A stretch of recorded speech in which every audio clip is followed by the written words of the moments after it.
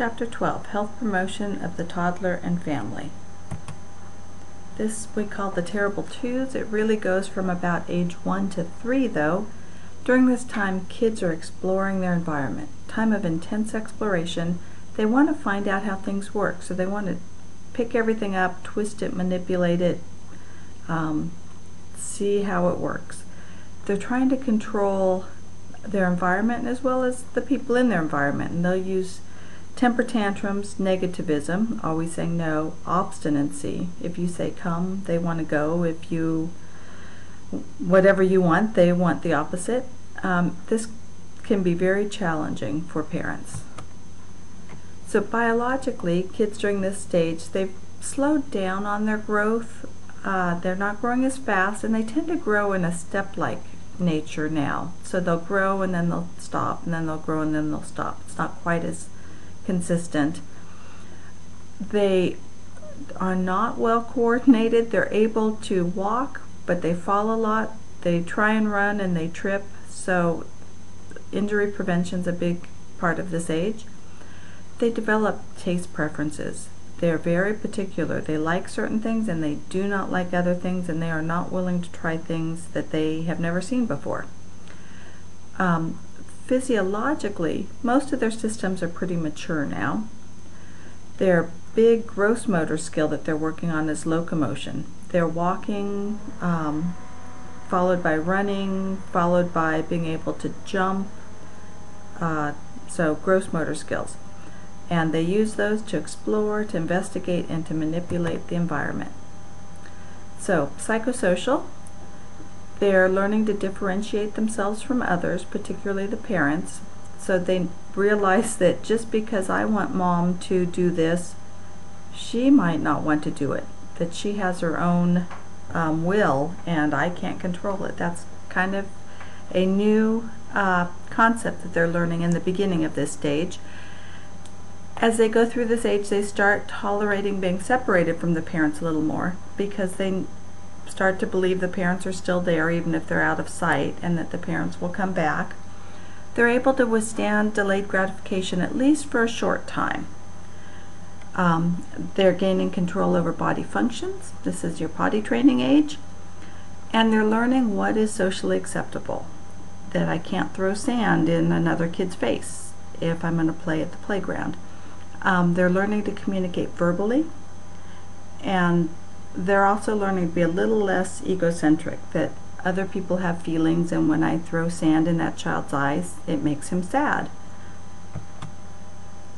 Erikson says that this is the stage of autonomy versus shame and doubt. So they're discovering that their behavior is their own, that they can control it, that just because mom says come, they can say no.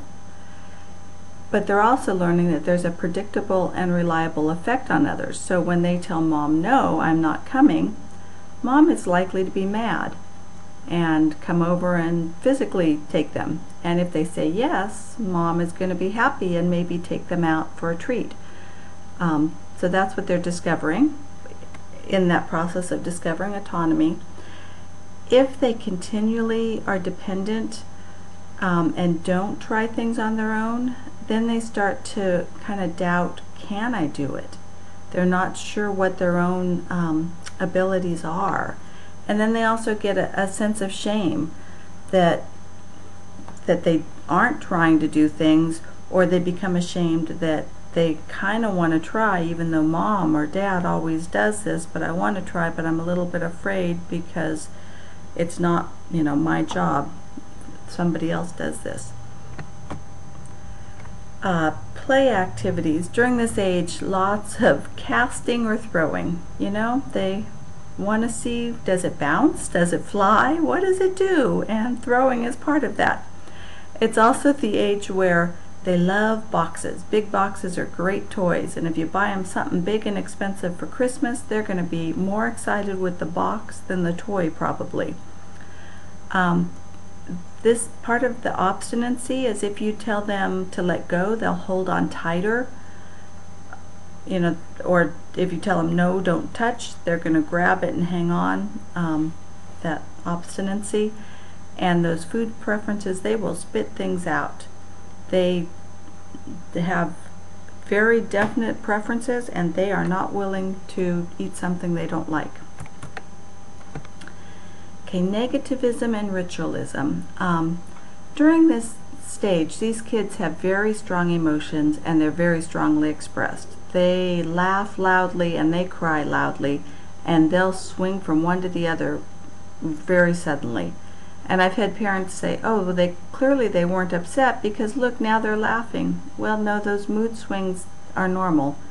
They're happy and laughing, and then they turn around and see something they don't like, and they throw themselves on the ground and cry. So wild mood swings and tantrums are part of that. And often that same mood swing, they'll be on the ground screaming and crying and having a tantrum, and then run over and want to be picked up and comforted. So again, those wild mood swings. Now, when parents give in, that doesn't help the child learn what's acceptable and what's not.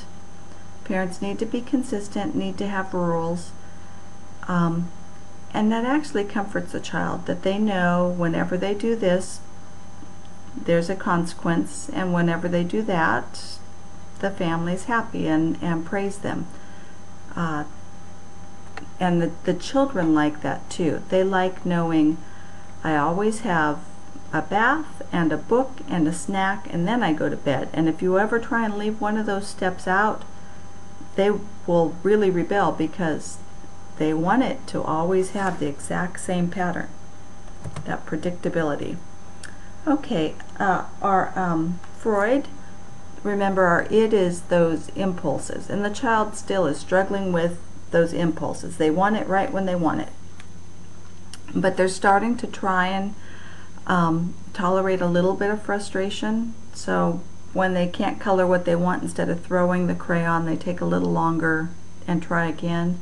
Starting to learn what's socially acceptable, that I can't just push somebody and take their toy. And that's the ego starting to work. They're starting to be able to use a little bit of reason, a little bit of common sense, to be able to delay gratification a little bit in order to get to those points that are socially acceptable and tolerating frustration. And the superego is just barely starting to develop. And this is the conscience that says this is right and this is wrong. So they're starting to incorporate those morals of society, or what their parents say are right and wrong. They really don't know why, though. They can't tell you why it's bad to hit somebody else. They just know they can't hit somebody else. And that's at acculturation, starting to know what's acceptable behavior. And they're starting to also be aware of failure, that trying something, they may or may not succeed at it, and so it brings some of that doubt and shame up of, should I try, can I do it? And the big stage that they're going through is toilet training at this stage, mastering that. Also play, and often this is the age where sibling rivalry, this is usually the age where other siblings are born, and so they're having to go through that. Okay, Piaget, he actually has his age divided up into a couple of stages. It's the end of the sensorimotor stage and then the preconceptual phase.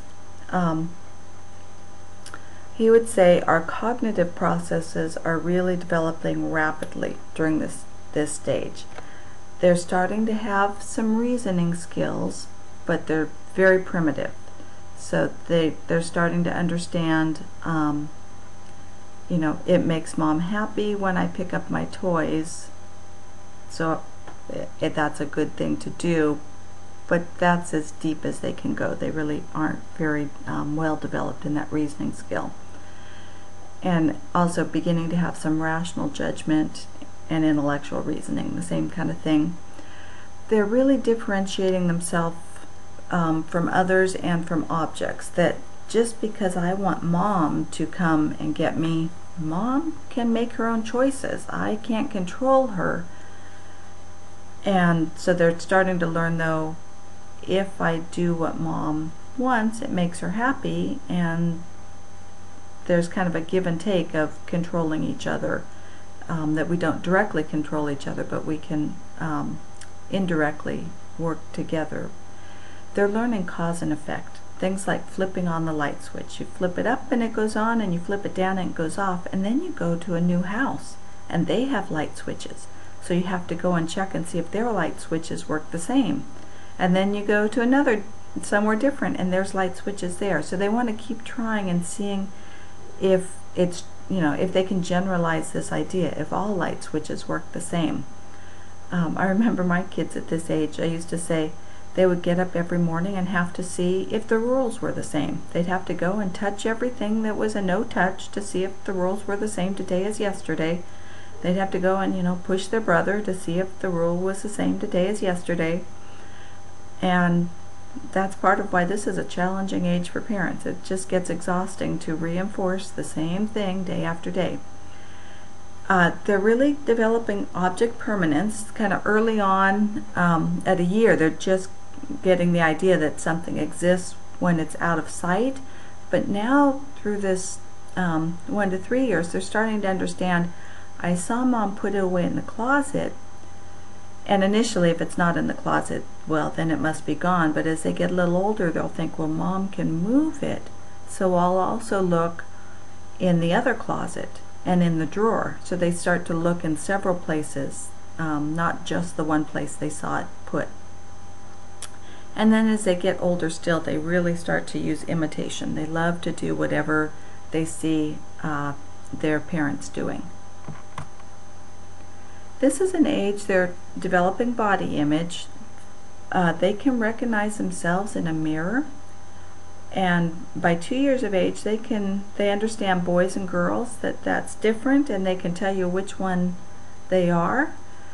And at this age, intrusive experiences are very threatening to them. So anything we're going to do at the hospital, sticking the tympanic thermometer in their ear, they don't know what's going on inside that ear when you put that thing in there, and that can be very scary even though it's not painful. And part of that is they just don't really understand where their body ends or what you might do to it with that thing. Or sometimes for kids, they don't want to flush their bowel movement because they don't understand it's come out of their body, it's still part of them. They don't understand that's not a necessary part of their body, that's okay to flush. And during this age, the book really recommends that we encourage parents to avoid things that have negative labels to them, like don't talk about the chubby legs, that kids really can be developing a lifelong body image from the things they're hearing in this stage. Problems.